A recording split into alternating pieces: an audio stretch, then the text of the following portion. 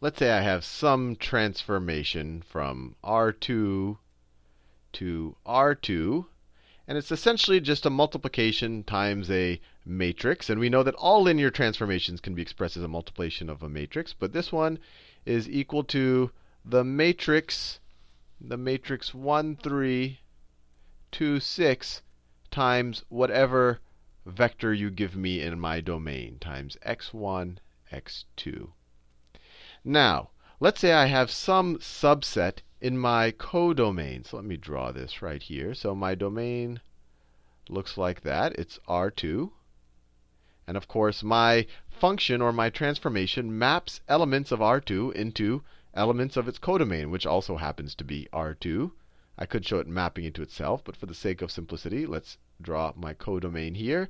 And our transformation, of course, maps for any element here. The transformation of that will be an association or a mapping into R2.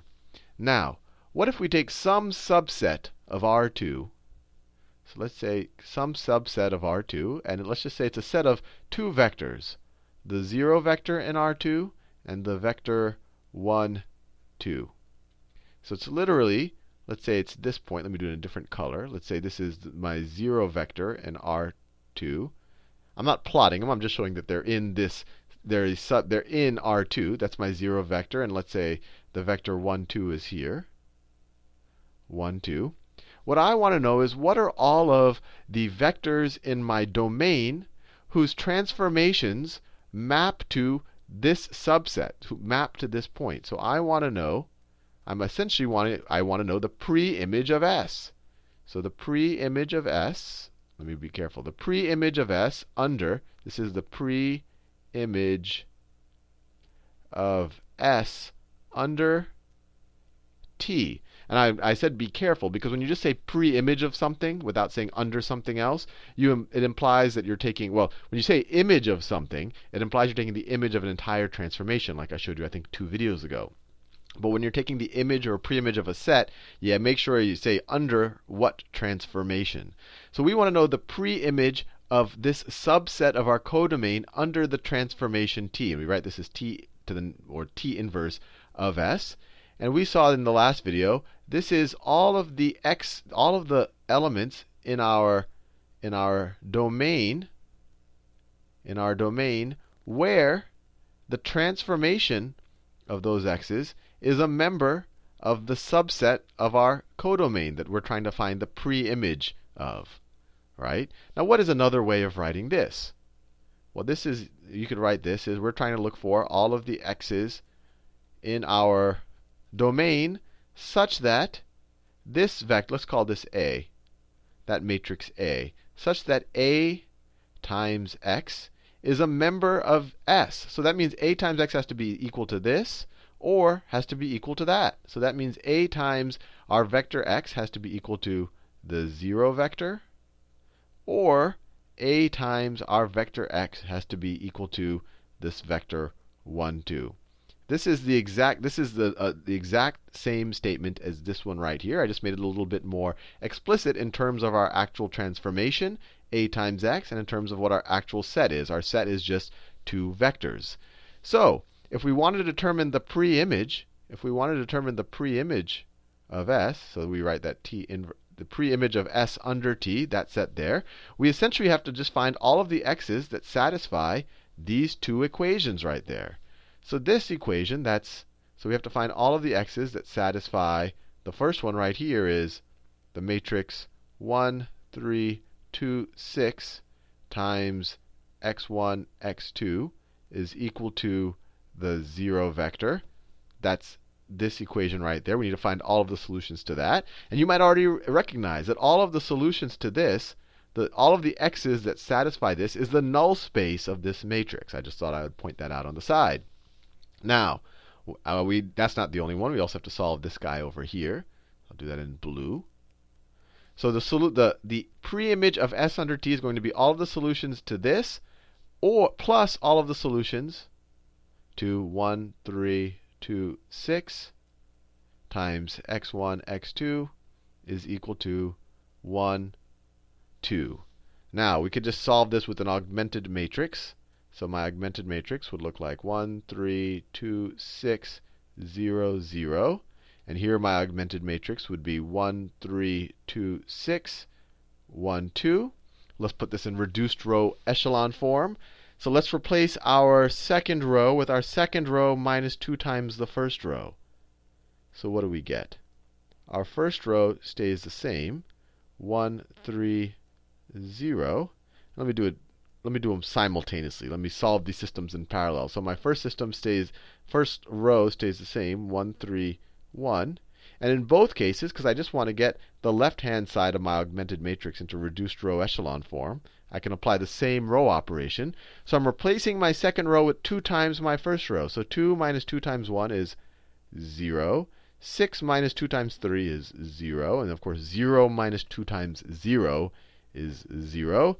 Here, 2 minus 2 times 1 is 0. 6 minus 2 times 3 is 0. And 2 minus 2 times 1 is 0. So we get all these zeros, and we're actually done. We have both of these augmented matrices in reduced row echelon form.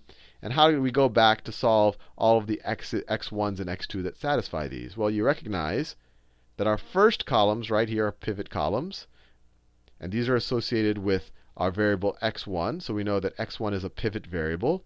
And we know that the second column is a non-pivot column because it has no 1s in it. And so it's associated with x2. And since x2 isn't a pivot column, we know that x2 is a free variable. x2 is a free variable, which essentially means we can set x2 to be anything. So let's just set x2. x2 is equal to t, where t is a member of the reals. In this case, what is x1 going to be equal to? So here, this top equation says, let me write it. If we just kind of go back to this world right here, this means that x1 plus 3x2 is equal to this 0 here. This top line right here says x1 plus 3x2 is equal to 1. And so if we say x2 is equal to t, this equation becomes x1 plus 3t is equal to 0. Subtract 3t from both sides. You get x1 is equal to minus 3t. And then this equation, you get x1 is equal to, if we substitute x2 with t, is x1 is equal to 1 minus 3t. Now, if we wanted to write the solution sets in kind of vector notations, the solution set for this guy right here, for this first equation right there, is going to be x1, x2 is equal to what? It's going to be equal to, it's going to be equal to, well, x2 is just going to be equal to t times, is just going to be equal to t. So let me just write it there. So it's going to be equal to t times, x2 is just t times 1. It's just equal to t. I made that definition up here. And then what's x1 equal to? It's equal to minus 3 times t. So if I put a t out here as a scalar, it's just minus 3 times t. So this is the solution for this first equation. Sum where t is a member of the reals. So it's just scalar multiples of the vector minus 3, 1. And if we think of this as a position vector, this will be a line in R2, and I'll draw that in a second. So that's the solution for this first equation. And then the solution for the second equation, how can we set this up? It's going to be, let me make sure you can see it. It is x1, x2. And let's see, x2 once again is just t times 1. So let me just write it like this. So it's t times 1. That's x2. Now what's x1? x1 is equal to 1 minus 3 times t. So if we do a minus 3, that gives us our minus 3 times t. But we need to do a 1 minus that, or 1 plus minus 3 times t. So what we can do is we could say that all the solution set here is equal to the vector 1 here. So now we have 1 plus minus 3 times t for x1. And then here we could say is 0. x2 is equal to 0 plus t, or x2 is equal to t. So this is the solution set for the second equation. So our pre-image of S, and remember S S was just these 2 points in our codomain. The preimage of S under T is essentially all of the x's that satisfy these 2 equations. And let's actually graph those. Let me turn on my graphs. It makes it look a little bit messy, but let me graph it. Well, let me graph it down here. Let me copy and paste my 2 results. So I get, and then I want to paste it. So those are my 2 results. Let me put my pen back on. And now what I can do is I can graph it right here. So let's see. The solution set for that first equation is all the multiples of the vector minus 3, 1. So the vector minus 3, 1, minus 3, 1 looks like this. This solution, minus 3, 1, looks like this. Looks like that. That's the vector minus 3, 1. But my solution set is all the scalar multiples of minus 3, 1. This is a comma right here. Right? So if I just take all the scalar multiples of minus 3, 1, it's going to look like this. So if you take 2 times it, you're going to have minus 6, 2. So you're going to get like that. So it's going to be all of, let's see, it's going to be all of these points right here. I wish I could draw it a little bit neater, but I think you get the idea. It's going to be a line like that. That is that solution set right there. And then what is this solution set right here? It's the vector 1, 0. So we go out 1 and 0, so that's there, plus scalar multiples of minus 3, 1. So plus scalar multiples of this. So plus scalar multiples. So if we just add 1 scalar multiple of minus 3, 1, we'll end up right there. But we want to put all the scalar multiples of it because we have this t right here. So we're going to end up with another line with the same slope, essentially, that's just shifted a little bit. It shifted 1 to the right. It shifted 1 to the right.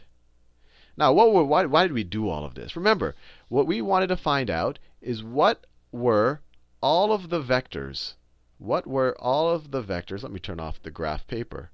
What were all of the vectors in our domain that when we apply the transformation map to vectors within our subset of our codomain, map to either 0, 0 or the vector 1, 2. And we figured all of those vectors out by solving these 2 equations. And we were able to see that these 2 lines, and when I turn my graph paper on, they map to the points. So when these guys, when you apply the transformation, I'll draw it all on the same graph. They map, when you apply the transformation, to the points 0, 0 and to the point 1, 2, which was right here. So all of these points, when you apply the transformation, and actually all of the ones in the blue, they map to 0, 0, because they solved this top equation. And all the ones in orange, when you apply the transformation, map to the point 1, 2. Map to the point 1, 2. Now, this blue line right here, this has a special name for it. And I actually touched on it a little bit before, right? Everything in this blue line, right? If I call this set right here, I don't know, let's call it B for blue. This is the blue line. That's this set of vectors right here. Everything there, when I apply my transformation of those blue vectors, or if I take the image of my blue set under T, it all maps to the 0 vector. It all maps to the 0 vector. It equals the set of the 0 vector right there. And we saw that right there. And I remember earlier in the video I pointed out that, look, this set right here, this is equivalent to the null space, right? The null space of a matrix, is all of the vectors that if you multiply it by that matrix, you get 0. So this is the similar idea here is this transformation is defined by a matrix, and we're saying what are all of the x's that when you transform them, you get the 0 vector. And so this idea, this blue thing right here, is called the kernel. The kernel of T. And sometimes it's written as just shorthand, KER of T. And this literally is all of the vectors that if you apply the transformation, let me write it this way. It's all of the vectors in our domain, which was R2, such that the transformation of those vectors is equal to the 0 vector. This is the definition of the kernel.